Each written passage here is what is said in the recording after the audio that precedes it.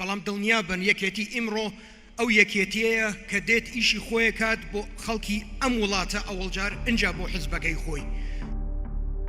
سەرۆکێک بە مەلەفی بژاردە و چارەسەرەوە.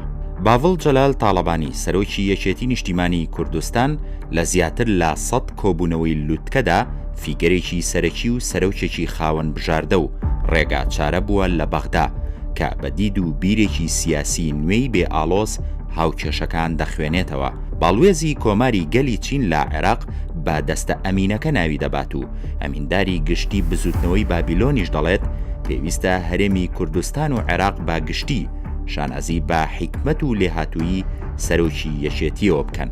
عێراق زیاتر لە 320 ڕۆژە لە هەڵبژاردننی خولی پێنجەمی ئەنجومەنی نوێنەران دوورکەوتۆتەوە.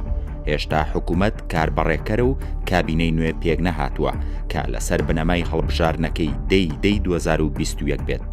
باڤڵ جەلال تاڵەبانی سەرۆکی یەکێتی نیشتیمانی کوردستان کارەکتەرێکی پڕ لە جوڵەی سیاسیە کە فۆکەسی دیبلۆماسی و سیاسی میدیایی لەسەر ئاستی نێودەوڵەتی هەرێمی و ناوخۆیشی لەسرە کە بیرکردنەوە و پێشنیازەکانی دەچێتە نێو هاوکێشە ئاڵۆزەکان بۆ پێکهێنانی حکوومەت و هەروەها داکۆچی کاری ماف و ئیستیحقاقی هەڵبژاردن و دەستوری کوردیشە.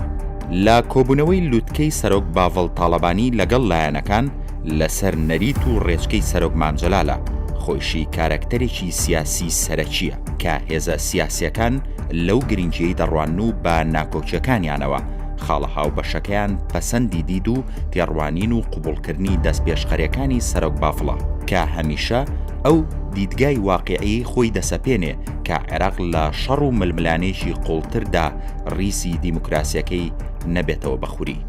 لە دوای هەڵبژاردننی عێراق و گۆڕانی ئاراستەی هاوپەیمانەتیەکان بەشێکی لایەنەکان بژاردەی زۆرینە بە بێڕەچاوکردنی بنەمای سازان لە پێکهێنانی کابینەی نوێ پەسەند دەکەن.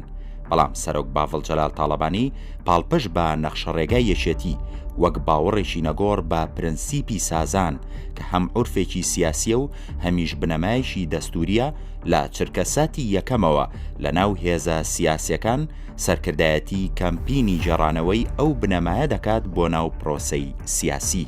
لە دیدارەکانی سەرۆکی یەکێتیدا پرسی هەرێم و ناکۆچیەکانی نێوان هەرێم و بەغدا پرسی سەرەکی تیمی یەکێتی بووە تا لە ڕێگەی دروستکردنی متمانە و ڕەوانەوەی نیگەرانەکانەوە دۆخێکی ئارامتر لە پەیوەندیەکان بێتەدی. ئەمەش لە دانپیانانی هێزە سیاسیەکان بە تەواوی ڕەنگی داوەتەوە. ئەو کاتەی لە پیرۆزبایی سەرۆک و سەرکردەکاندا هەمویان شایەتی دەدەن کە سەرۆک باڤڵ بە حیکمت و سەرڕاستی لە پەیوەندیەکان گرێکوێرەی ئاڵۆزیەکانی هەرێم و بەغدای کردوتەوە.